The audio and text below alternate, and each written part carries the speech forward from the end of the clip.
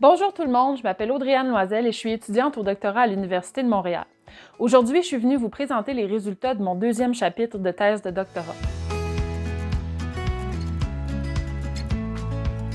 Donc moi, je travaille sur l'écologie et la conservation des milieux humides retrouvés sur les rives d'un lac dans le contexte des changements climatiques et des changements d'utilisation du territoire. En gros, j'essaie de comprendre les liens qui unissent les différents éléments que vous voyez à l'écran. Mais aujourd'hui, je suis venue vous parler plus spécifiquement de mon deuxième chapitre dans lequel je m'intéresse aux interactions entre ces éléments-là seulement. Et avant d'aller plus loin, je vais vous présenter chacun de ces éléments-là étape par étape. D'abord, les milieux humides de bord de lac, c'est des écosystèmes qu'on retrouve à la jonction entre les milieux aquatiques et terrestres, mais ce n'est pas des zones de transition ou des écotones. C'est des écosystèmes à part entière qui, très souvent, sont beaucoup plus riches que les autres écosystèmes autour. Par contre, c'est pas facile de trouver de l'information à ce sujet-là parce que c'est un type de milieu humide qui est très peu étudié, sauf si vous travaillez dans les grands lacs. Et moi, je m'intéresse à trois types de milieux humides.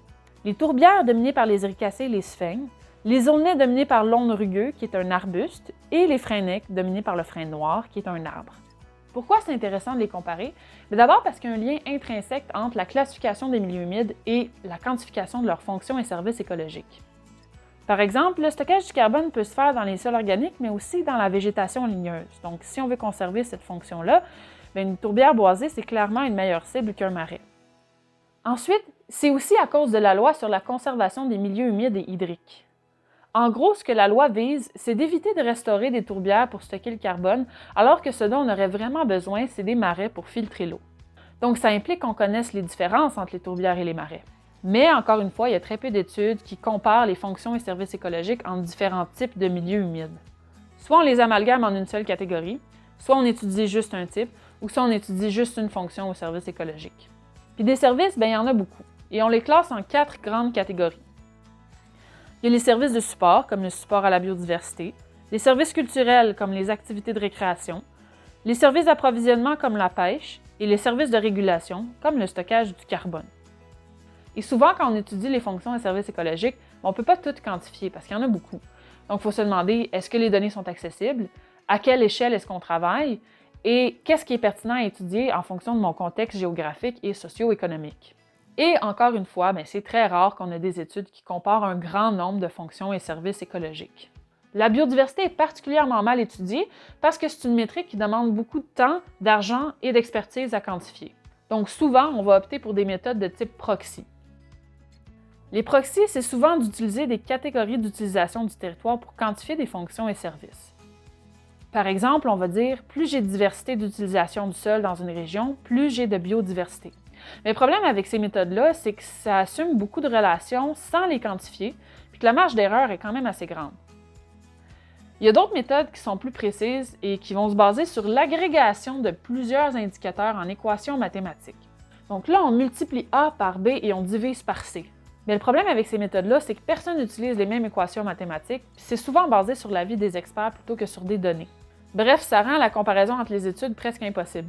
Le choix des indicateurs qu'on met dans l'équation peut aussi fortement influencer le résultat qu'on obtient, et en les amalgamant, on perd aussi de l'information. Et là, j'arrive au dernier morceau de mon casse-tête, les synergies et les compromis. C'est en fait une approche qui est de plus en plus mise de l'avant en conservation, qui vise à étudier la direction des relations entre les fonctions et services écologiques. Quand deux fonctions et services sont en synergie, c'est qu'ils sont systématiquement retrouvés ensemble. Donc, comme sur l'exemple ici, si on cible X dans notre plan de conservation, indirectement, on va conserver Y. Quand ils sont en compromis, c'est l'inverse. Par exemple, si je cible X dans mon plan de gestion, systématiquement, je vais perdre Z. Pourquoi c'est intéressant comme approche? Parce que ça nous permet de considérer la multifonctionnalité des milieux humides en considérant simultanément toutes les interactions entre différentes fonctions et services écologiques. Et si on prend ça en compte dans nos décisions de conservation, ça nous permet de faire des choix plus éclairés et d'éviter des pertes fortuites de fonctions et services écologiques. Donc vous aurez peut-être compris jusqu'à maintenant qu'on a manqué beaucoup de cibles dans la littérature en ce qui a trait aux fonctions et services écologiques des milieux humides. Donc on s'est dit que notre méthode devait essayer de cibler ces manques-là. On s'est dit qu'on devrait donc inclure un grand nombre de fonctions et services écologiques, explorer différentes facettes de la biodiversité, comparer plusieurs types de milieux humides et utiliser une approche par synergie et par compromis. Et là, on s'est posé 3 questions. À quel point est-ce que les patrons d'approvisionnement en fonctions et services écologiques de 3 types de milieux humides de bord de lac sont contrastés? Comment est-ce que l'agrégation des indicateurs de fonctions et services écologiques affecte ces patrons d'approvisionnement? Et quelles sont les synergies et les compromis entre ces indicateurs? Donc, je vous présente le lac sur lequel je travaille, c'est le lac Papineau. Ce lac d'environ 13 km² qui est situé à cheval entre les Laurentides et l'Outaouais. Le lac est partiellement compris dans une réserve naturelle, mais c'est aussi une pourvoirie. Donc, il y a toutes sortes d'activités qui se passent, comme la chasse, la pêche, les activités nautiques, mais somme toute, les impacts humains sur le lac Papineau sont mineurs. Donc, c'est dans ce contexte-là et en considérant les besoins exprimés par les acteurs impliqués dans le projet qu'on a choisi nos fonctions et services écologiques. Et on en a choisi 8. La biodiversité, le support aux pollinisateurs, la gestion de l'eau, le contrôle de l'érosion, le stockage du carbone, la pêche, la récréation et l'esthétisme. En tout, on a quantifié 25 indicateurs pour ces fonctions et services. Et pour choisir nos indicateurs, on a épluché la littérature et on s'est assuré de faire état de toutes les interactions dénotées. Donc, certains indicateurs sont associés à plus qu'une fonction ou service. Par exemple, le pourcentage de carbone organique dans le sol, c'est clairement lié au stockage de carbone, mais la tourbe, c'est aussi un substrat super absorbant qui contribue donc à la gestion de l'eau. Donc, cet indicateur-là, il est associé à 2 fonctions et services. Pour ce qui est de la biodiversité, on a ratissé large.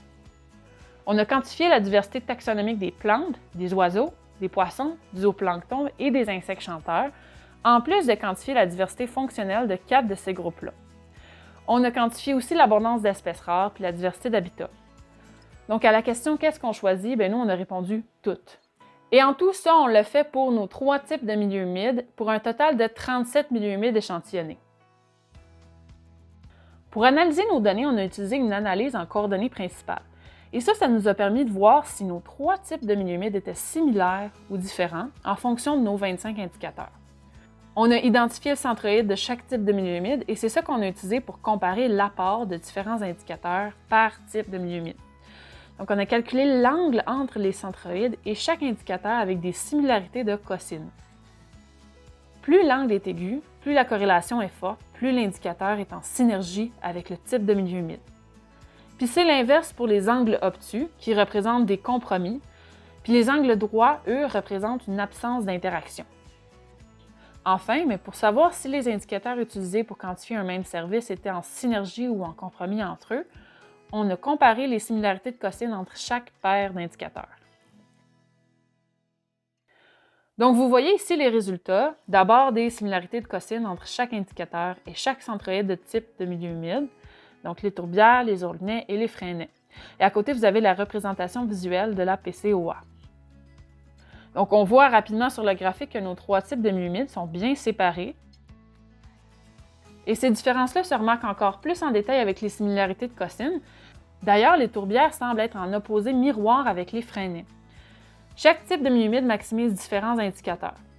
Les tourbières vont maximiser la richesse en insectes chanteurs, en oiseaux et en zooplancton, et elles ont aussi un large périmètre riverain, une végétation riveraine basse, une faible pente et un sol riche en carbone organique, et ça les rend pas mal bonnes pour la gestion de l'eau, l'esthétisme, le contrôle de l'érosion et le stockage de carbone. Les aulnaies, elles, ont une grande diversité et abondance de poissons, donc elles supportent bien aussi les activités de pêche, en plus de supporter les pollinisateurs et d'offrir une belle diversité d'habitats.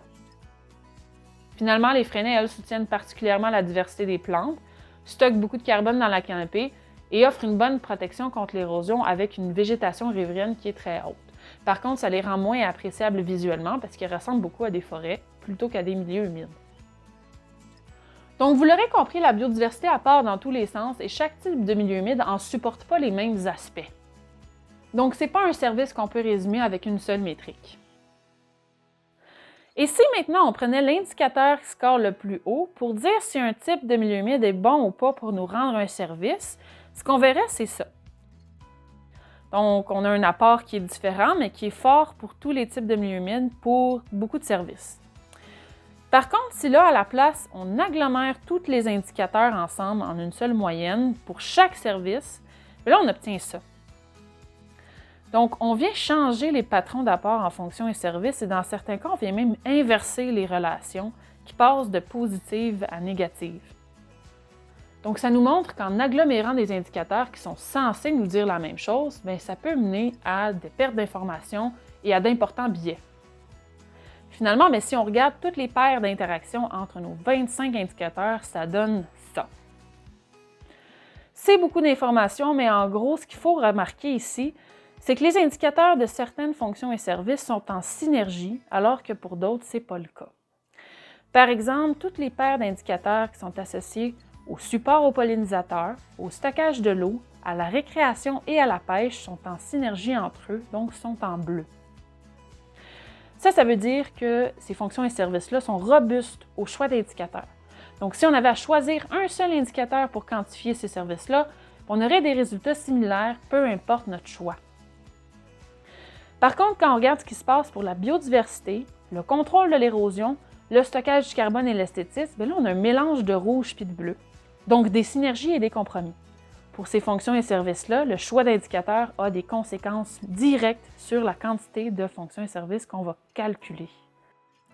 Et pour la biodiversité, ces différences-là sont majeures. Donc, si je résume, ce qu'on a été en mesure de montrer, c'est que oui, différents types de milieux humides de bord de lac présentent différents patrons d'approvisionnement en fonctions et services écologiques. Et c'est particulièrement vrai pour la biodiversité. On a aussi montré que l'agrégation de ces indicateurs-là peut avoir un fort impact sur les patrons d'approvisionnement en fonctions et services. Par contre, le choix des indicateurs est plus important pour quantifier certains services que pour d'autres.